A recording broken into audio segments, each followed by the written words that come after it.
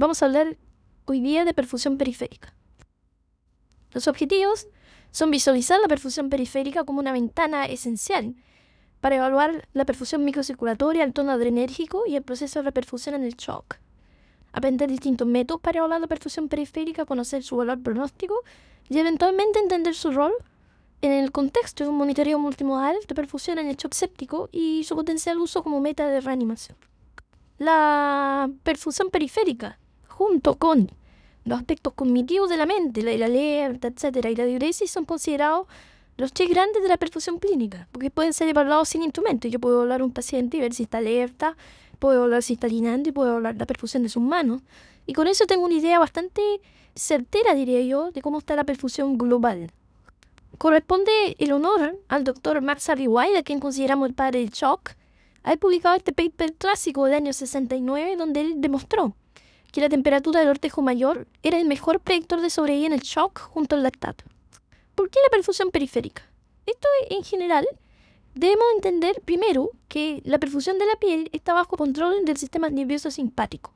Por lo tanto, en la hipovolemia, en el shock, en el estrés, pero también en cambio de condiciones ambientales como el frío, se produce una vasoconstricción de la piel mediada por la adrenalina y la noradrenalina, y esto lleva el flujo hacia las regiones centrales, redistribuye el flujo desde la piel hacia las regiones centrales, tanto en salud como en enfermedad. De modo que lo que estamos mirando en la piel en realidad es la intensidad del estímulo adrenérgico. Y es interesante entender que en términos de regulación vasomotora, los vasos que llegan a la epidermis son vasos germinales. Por lo tanto, una vasoconstricción proximal produce inmediatamente un descenso del flujo de los estratos superficiales. En ese sentido, hay una diferencia categórica entre el lecho cutáneo y otros territorios como el renal, cerebral, el músculo esquelético, intestino, etc. Donde, por ejemplo, en esta diapositiva vemos si hay control simpático, control metabólico y autorregulación. Esos son los reguladores en general de los flujos de estos tejidos viscerales o tisulares. Y en el caso de la piel, ustedes ven que esencialmente está bajo control simpático. No hay regulación metabólica, no hay autorregulación, que es completamente diferente a lo que pasa, por ejemplo, en el cerebro y en el riñón. Por lo tanto, al no tener autorregulación, es un territorio que es flujo-presión dependiente, de modo que si cae la presión, cae el flujo. Por lo tanto, esencialmente es un territorio muy simple desde el punto de vista regulatorio, pero refleja la intensidad de la activación simpática. Y siempre decimos que es una ventana fundamental porque refleja tono adrenérgico, refleja repercusión en tiempo real. ¿A qué me refiero? Me refiero a que si yo tengo las manos hipoperfundidas, cianóticas, con frías, y yo restauro el flujo sistémico, el stroke volume, el gasto cardíaco, las manos se van a poner casi inmediatamente tibias, se va a desactivar el sistema simpático, van a desaparecer las livideces y por lo tanto voy a ver en esencia el fenómeno de reperfusión en tiempo real.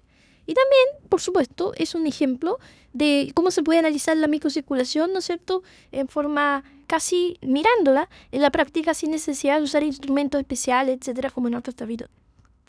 Existen distintos métodos, algunos más subjetivos, por ejemplo, la evaluación clínica, sencillamente tocar al paciente, ¿no es cierto?, da una idea muy importante de la perfusión de la piel, si está más frío o más caliente, eso ha sido objetivado en distintos trabajos. También el tiempo de relleno capilar, que vamos a mencionar más adelante. Existen los gradientes de temperatura, donde yo puedo censar la diferencia de temperatura central periférica, la diferencia de temperatura entre el antebrazo y el brazo, etcétera. Y también existen algunos elementos como el NIRS, la oximetría transcutánea, etcétera, que cada uno de ellos tiene virtudes y desventajas en términos de poder evaluar la perfusión tisular. Pero lo que quiero decir es que la perfusión periférica se puede evaluar con distintos métodos, repito, pero no hay ninguno claramente superior a otro. Todos han sido validados de alguna u otra manera como sensores, digamos, de cómo está la perfusión y la actividad adrenérgica. A nosotros nos gusta muchísimo el tiempo relleno capilar. Para esto, por ejemplo, uno lo puede estandarizar comprimiendo durante 10 segundos con un cronómetro la parte ventral del índice de la mano donde no está la línea arterial y soltando bruscamente la presión después de 10 segundos. Y se cuenta el tiempo en que se vuelve a recolorar, digamos, vuelve la temperatura, vuelve el color rosado. Y eso normalmente viene a ser hasta 3 segundos.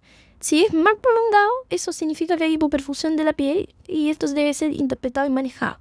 Lo mismo con sensores de temperatura, ¿no es cierto? El NIRS es una técnica que ve la perfusión en el fondo de los estratos musculares cercanos a la piel. Y existen otros métodos como el Mottling Score. El Mottling Score es un score de livideces. Las livideces siempre uno las ve en el shock avanzado y Autofela de Francia demostró que esto se puede hacer más cuantitativo en el sentido de que produce un score de 5 puntos, donde parte, digamos, sin lividez el 0, 1 es lividez solamente en la rodilla y se va ampliando hasta el número 5, que es prácticamente lividez en toda la pierna. Y esto ha sido objetivado también como valor pronóstico. Cada uno de estos elementos que están en la diapositiva ha sido utilizado en distintos trabajos clínicos. Aquí está el tiempo de relleno capilar. Repito, presión de 10 segundos sobre la uña o el pulpejo, liberación con un cronómetro y valor normal hasta 3 segundos. Algunos autores han desafiado la validez del tiempo de relleno capilar en el sentido que han argumentado de que podría haber mucha variabilidad interobservador. La verdad es que esto es una observación de segunda categoría porque hay otros trabajos que lo han validado y han mostrado que en realidad es bastante reliable. Cuando uno compara a distintos observadores, el agreement es bastante bueno. Solo hay un trabajo discordante, de modo que en general nosotros consideramos que el tiempo de relleno capilar es un muy apropiado parámetro para evaluar la perfusión de la piel. Aquí están las referencias para la diapositiva anterior en esta diapositiva. Y hay distintos trabajos que han mostrado el valor pronóstico después de la resucitación inicial en el shock séptico. Y la alteración de los parámetros de perfusión, en general persistente después de 24 horas de resucitación en la UCI, se asocia a una mortalidad de 40% en aquellos con persistentemente anormales versus 15% en aquellos que tienen perfusión periférica normal después de la primera resucitación en cuidado intensivo al cabo de 24 horas. Es una diferencia brutal, 15 contra 40. Es decir, la persistencia de la normalidad de la perfusión periférica demuestra probablemente un mecanismo fisiopatológico mucho más complejo en el shock séptico, probablemente alteraciones microcirculatorias, disfunción endotelial, coagulación intravascular diseminada, etc., que se asocian, por supuesto, mal pronóstico. En este trabajo clásico del grupo de Kaplan, publicado hace algunos años en el Journal of Trauma, cuando uno compara perfusión de la piel a través de tocar sencillamente con el dorso de la mano, los brazos y el abdomen y pecho de un paciente, y catalogar a los pacientes en fríos o calientes en términos de perfusión periférica, en ese trabajo de Kaplan fue maravilloso como los médicos de su unidad, al hacer esta prueba en distintos pacientes que estaban internados en cuidado intensivo, vieron que los pacientes catalogados como fríos comparados con los calientes tenían prácticamente un 50% menos de índice cardíaco los fríos, un pH de 7.32 contra 7.39, o sea, mucho más acidóticos, una saturación venosa mixta de 60 versus 68 en los calientes, es decir, francamente una disoxia global, y un lactato más del doble, 4,7, que en los pacientes calientes, de 2,2. Por lo tanto, claramente la frialdad de la piel refleja, incluso analizada subjetivamente, un peor flujo sistémico expresado de distintas maneras. También en este clásico de Alexander Lima del 2009, él demostró que al analizar subjetivamente la perfusión de la piel, él vio que había mucho agreement entre el tocar a los pacientes, es decir, si están bien perfundidos o no, y parámetros más objetivos como la diferencia de temperatura, un muy buen agreement, y los pacientes que Alex Lima los encontraba que estaban con mala perfusión periférica, tenían más probabilidad de tener hiperlactatemia, tenían menos disminución de los valores de lactato en el tiempo y tenían un odds ratio de 7,4 más veces probabilidad de aumentar las disfunciones orgánicas. Es decir, la perfusión periférica normal sin duda representa una mala perfusión no solo de la piel, sino también sistémica. Aquí se ve en el mismo trabajo de Alex Lima con Jean Baker que al comparar 27 pacientes con perfusión periférica normal subjetivamente versus anormal, los pacientes, digamos, tenían más aumento de SOFA, los pacientes anormales, y tenían también mucho más hiperlactatemia, prácticamente el doble, comparado con los pacientes con perfusión periférica normal. Es decir, el análisis subjetivo de la perfusión periférica da una buena idea de cómo está la perfusión global y se asocia a disfunciones de orden.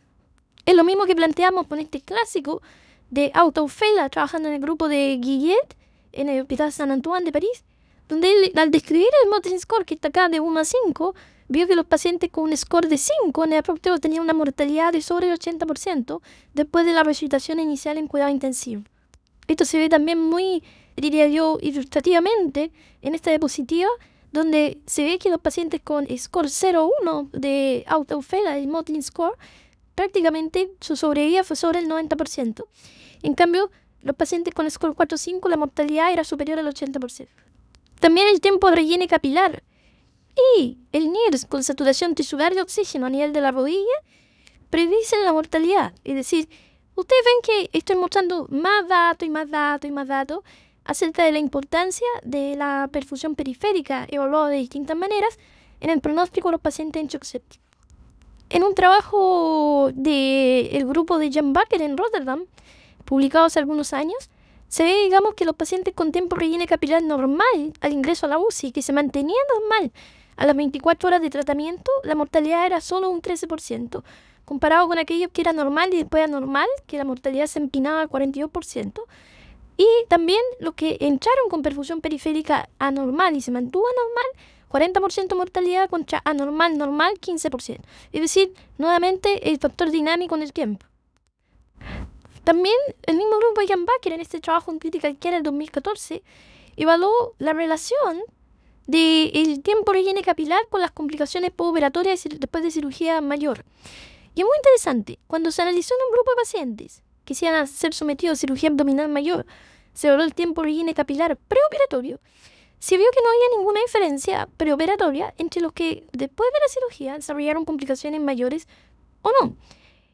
Sin embargo, cuando los pacientes fueron operados entonces, entraron a la UCI, los pacientes que hicieron complicaciones mayores en el tiempo, como fístula, dehiscencia anastomosis, infecciones, trombosis, etcétera, shock, sepsis, esos pacientes, al llegar a la UCI ya desde pabellón inmediatamente tenían un tiempo relleno capilar de 5,2 comparado con 3,6 de los que no hicieron complicaciones, y la diferencia se hizo todavía más categórica a las 24 horas postoperatorias, donde era 6,2 versus 2,9. ¿Por qué puede ser esto?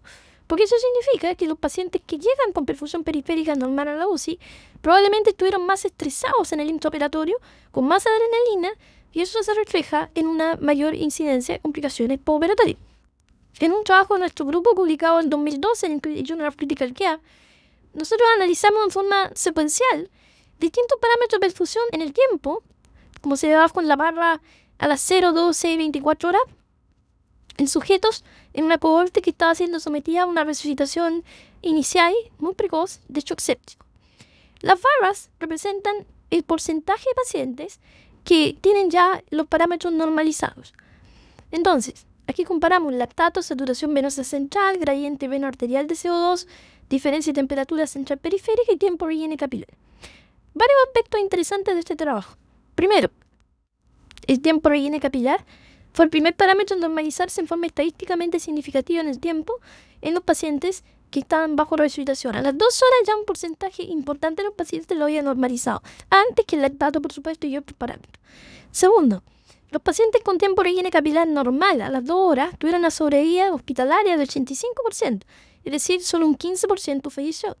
Y tercero, los pacientes que tenían relleno capilar anormal a las 2 horas se murió el 50% en el hospital. Es decir, primero es un parámetro dinámicamente mucho más rápido que otros.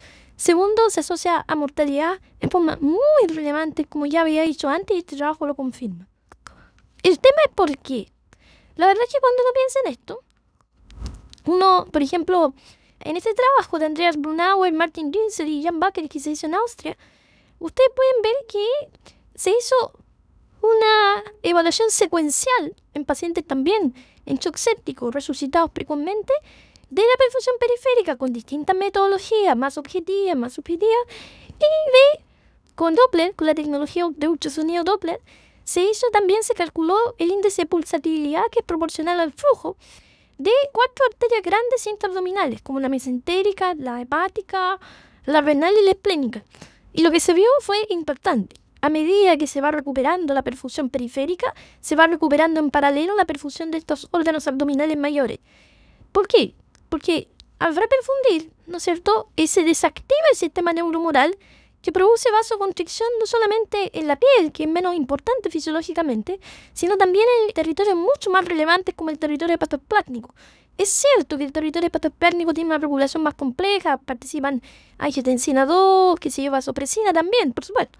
Pero, sin duda, la reperfusión de la piel, de alguna manera, representa, de alguna manera, insisto, la reperfusión también del territorio hepatoplásmico, que tanto se asocia a mortalidad, ¿cierto? Y esto quizá explique por qué tiene tan buen pronóstico que se mejore la perfusión periférica durante la resucitación. Y además, por supuesto, indica que los mecanismos patogénicos en el shock séptico que están actuando son probablemente un poquito de pérdida de tono e hipovolemia, y no trastornos mayores complejos como alteraciones microcirculatorias, disfunción endotelial, etc. De modo que este es un muy bonito trabajo publicado recientemente en el Journal of Critical Care. Nosotros recientemente, por el grupo de urgencia de nuestro hospital, publicamos este trabajo en el PLOS ONE, donde en 100 pacientes que llegaron precozmente a la urgencia y que tenían hiperlactatemia y disfunción circulatoria relacionada a la sepsis, los reanimamos, les pasamos los primeros 30 ml por kilo de reanimación de pan fluido que indica la campaña sobreviviendo la sepsis. Y lo que vimos fue que los pacientes que después de esta tan precoz intervención, en pacientes vírgenes de volumen en ese momento, tan precoz intervención, los pacientes que tenían perfusión periférica normal después de ello, tuvieron una mortalidad hospitalaria de solo 8% comparado con 55% los que tenían perfusión periférica anormal. De modo que incluso en la entrada del hospital, en la urgencia, es posible detectar a pacientes que tienen disfunción circulatoria más compleja con algo tan simple como una pérdida de volumen y testeando esto a través de la perfusión periférica. Por lo tanto, la perfusión periférica podría ser una forma, después de la admisión de los pacientes a urgencia, evaluar la perfusión periférica durante un test de reanimación con volumen inicial.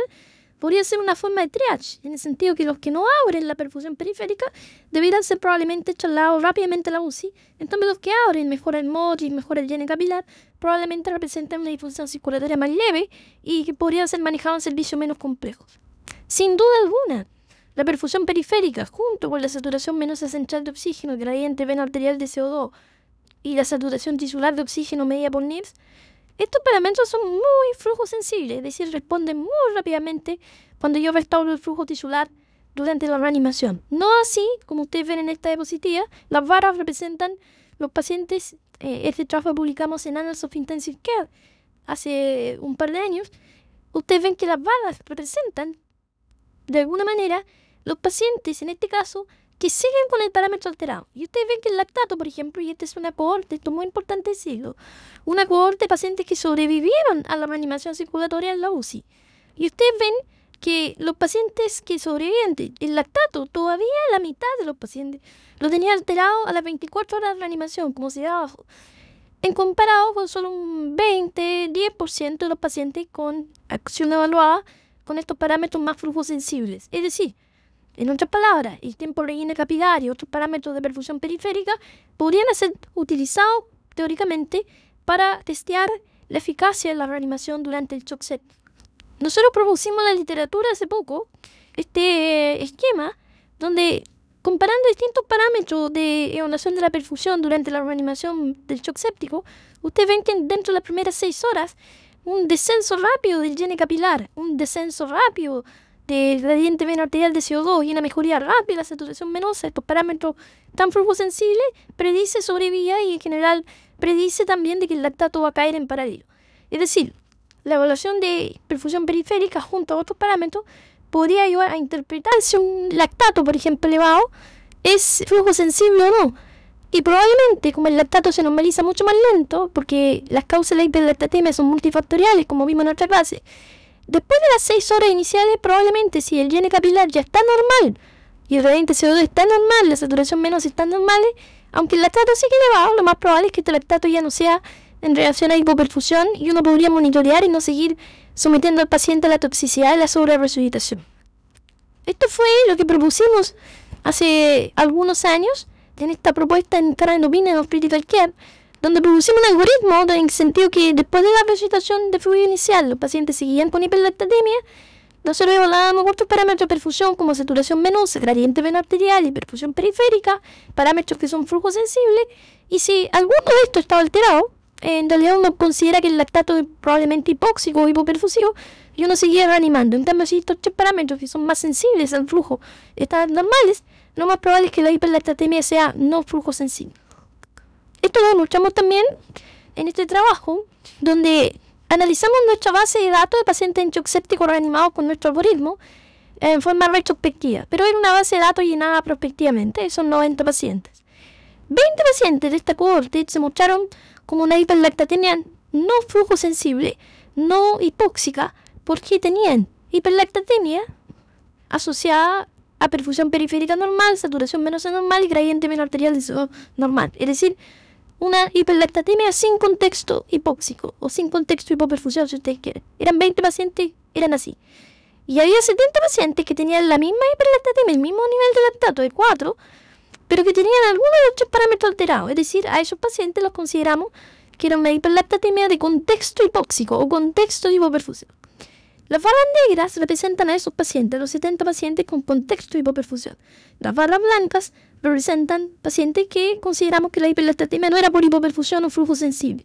Y ustedes ven que las barras negras, los pacientes más bien hipóxicos, tenían, por supuesto, una disfunción circulatoria más severa, con mayor requerimiento de epinefrina, requirieron más terapia de rescate como hemofiltración, tuvieron una tendencia a más mortalidad y tuvieron una tendencia a menos días en ventilador y menos estadía en la UCI.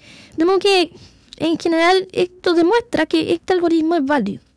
La pregunta adicional entonces es, ¿puede ser la perfusión periférica usada como guía para la resucitación del shock séptico? Sin duda que sí. Nos parece a nosotros porque la relevancia fisiológica de la perfusión periférica ya la demostré en esta presentación y también su valor pronóstico y su dinamismo. Veamos ahora si hay datos que puedan soportar si se puede usar como guía de la reanimación. De partida, es un parámetro flujo sensible, sin duda. Y cuando uno piensa en un parámetro que puede ser un target, es decir, un objeto de la resucitación, un objetivo, ¿no es cierto?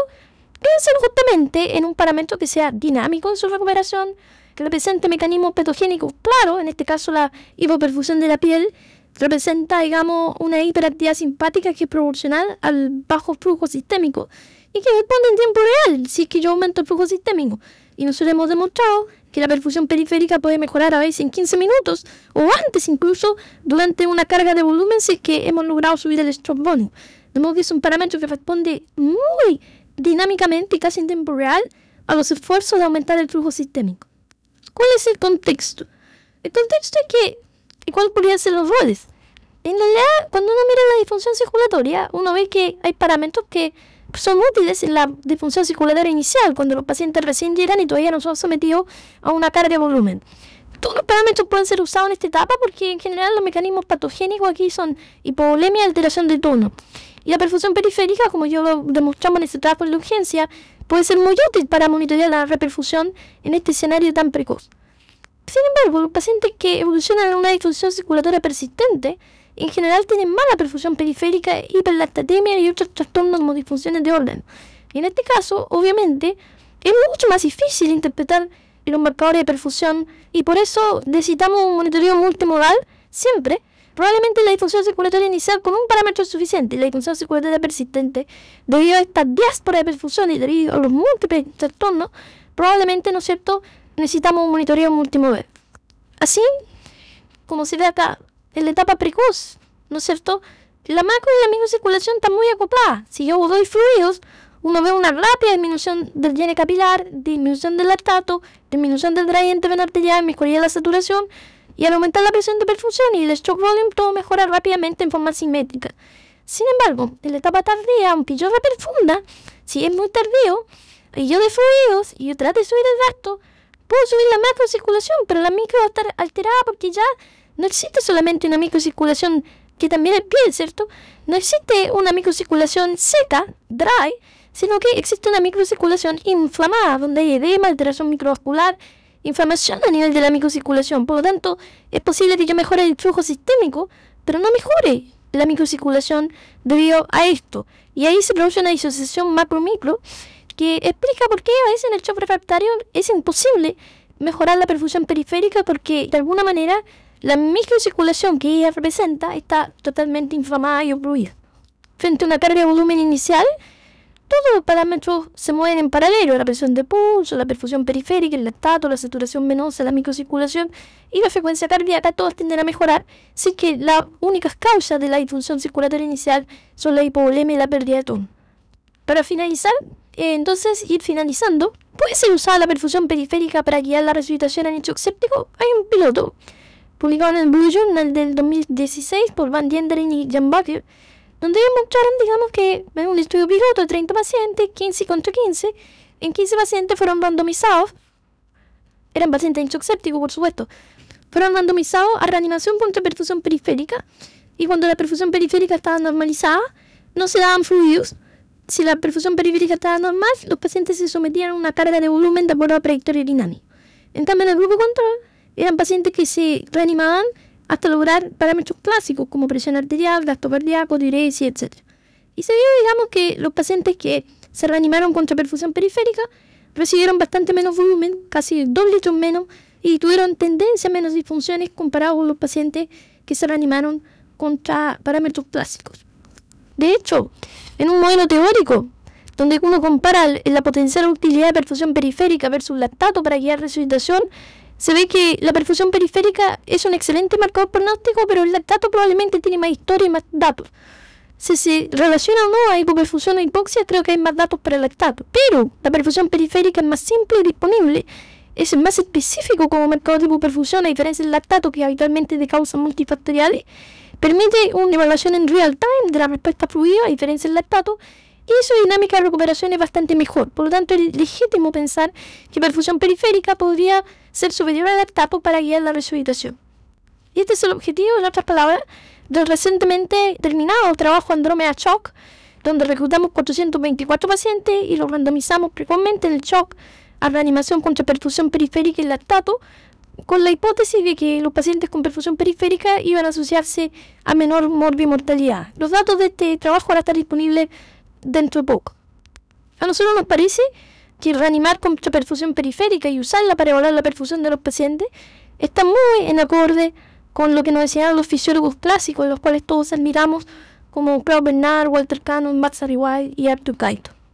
Como mensaje final, yo diría que la perfusión periférica es una ventana fundamental para evaluar la perfusión micocirculatoria, el tono adrenérgico y el proceso de reperfusión en el shock. La perfusión periférica puede hablarse de distintas maneras, con buena concordancia interobservador, pero especialmente el llene capilar parece ser el elemento útil para el uso bedsmith. Una perfusión periférica normal después de la reanimación inicial sugiere una disfunción circulatoria más severa y puede ser una indicación de triage precoz hacia la UCI. La reperfusión de la piel probablemente representa la reperfusión de otros territorios fisiológicamente más relevantes, como el territorio hepatoplásmico.